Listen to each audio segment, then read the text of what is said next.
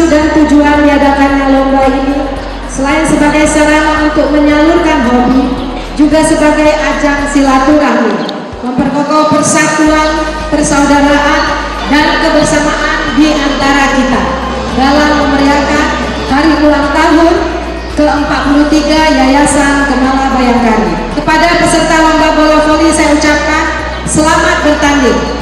Bertandinglah dengan penuh semangat, pantang menyerah, raih prestasi, tunjukkan semua kemampuan yang dimiliki dengan tetap menjaga, yang penting ya, tetap menjaga sportivitas dan kekompakan di antara kita.